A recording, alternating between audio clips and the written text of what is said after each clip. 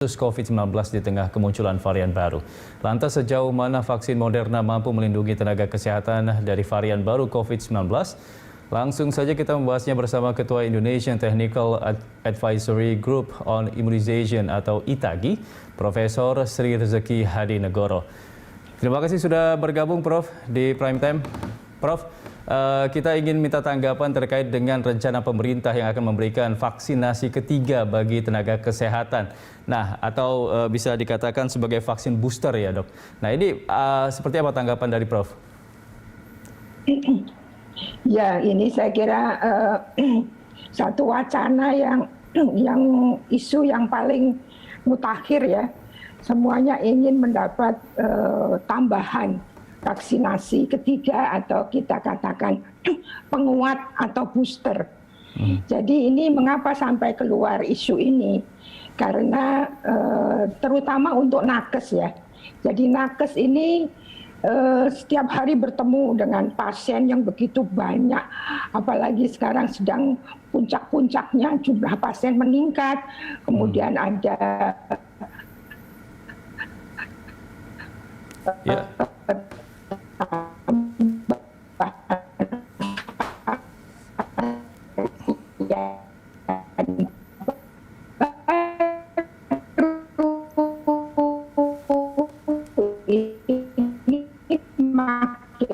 makin menjadi gelisah dari para nakes, dan kita bisa ya mendapat imunisasi 2 kali gitu.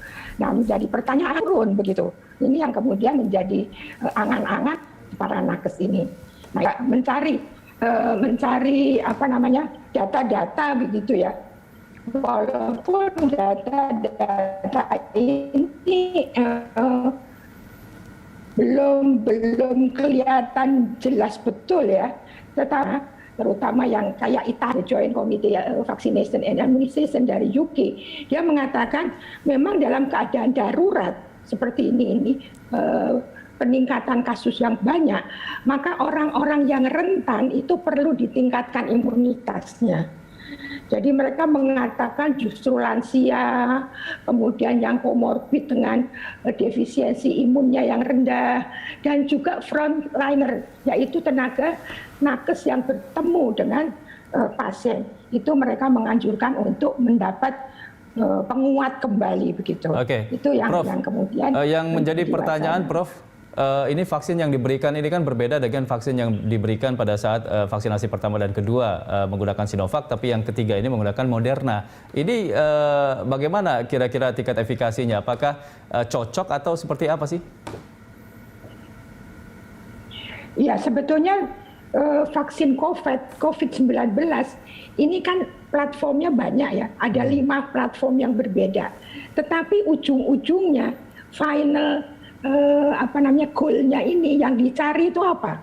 Itu adalah antibody, namanya anti-RBD. Jadi selama vaksin itu mempunyai tujuan akhirnya sama, itu kelihatannya boleh-boleh saja dipakai.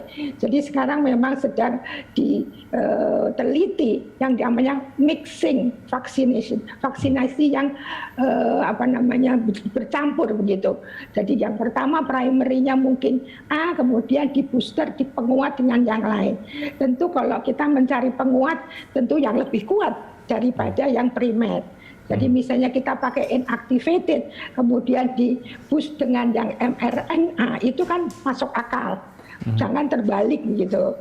Jadi ini yang menjadi pemikiran. Dan ini sudah dipakai juga di Uni Emirat Arab. Mereka memakai inactivated, kemudian di booster dengan mRNA. Jadi ini hal-hal pengalaman-pengalaman negara lain yang mungkin bisa kita tiru. Tapi khususnya untuk nakes dulu. Kita bukan nakes dulu, kita tidak membicarakan dulu yang masyarakat. Karena masyarakat tuh tidak berhubungan dengan pasien begitu intens dibandingkan dengan nakes.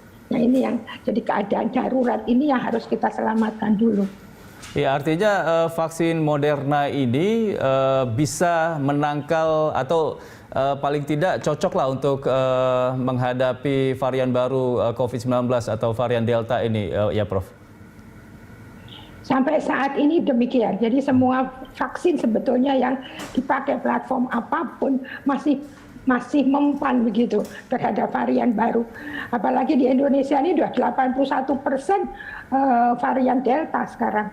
Dan ini masih mempan dengan vaksin Moderna. Ya, terkait dengan perbedaan vaksin ini, Prof.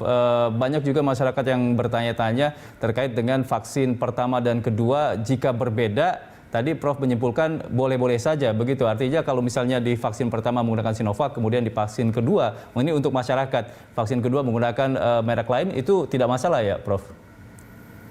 Tidak masalah, tapi ya gitu, harus tidak sembarangan. Misalnya kalau di Amerika tuh AstraZeneca kemudian di booster dengan Pfizer gitu. Jadi ada aturannya, jodohnya siapa begitu. Jadi tidak sembarangan membooster. Ya, booster dengan vaksin yang sama itu juga boleh. Jadi misalnya Sinovac, nanti boosternya Sinovac itu juga bagus gitu loh. Nah, ini sekarang kan kita dapat bantuan ini. Ya, Prof, idealnya rentan waktu dari vaksin kedua ke vaksin booster ini berapa lama, Prof? Nah, itu tergantung dari yang primer kita ini berapa lama dia sudah turun. Jadi kita punya data yang dari Bandung, uji klinis Sinovac, itu naiknya pada waktu 14 hari itu tinggi sekali. Kemudian 3 bulan itu sudah agak menurun, dan 6 bulan ini menurun sekali. Jadi kita pakai batas antara 3 sampai 6 bulan di situ mungkin yang terbaik, atau mungkin lebih lama dari itu. Bisa saja masih sampai 6 sampai 12 bulan untuk nanti ke depan. Tapi untuk sekarang nakes, saya kira 3 sampai 6 bulan itu adalah waktunya untuk di booster untuk yang sangat expose terhadap virus ini. Ya, maksud kami prosedur untuk vaksinasinya sendiri apakah sama seperti prosedur vaksinasi Sinovac? Karena kalau kita tahu Sinovac kan harus dicek dulu tekanan darahnya, kemudian kesehatannya seperti apa begitu. Nah, kalau untuk Moderna ini apakah sama seperti itu, Prof? Sama semuanya sama. Hanya mungkin kalau yang punya alergi yang berat itu aja yang harus hati-hati. Karena untuk yang komorbid malah bagus juga dengan Moderna. Tetapi untuk yang alergi berat maksudnya di sini, itu sebaiknya jangan pakai Moderna. mRNA pada umumnya begitu. Ya.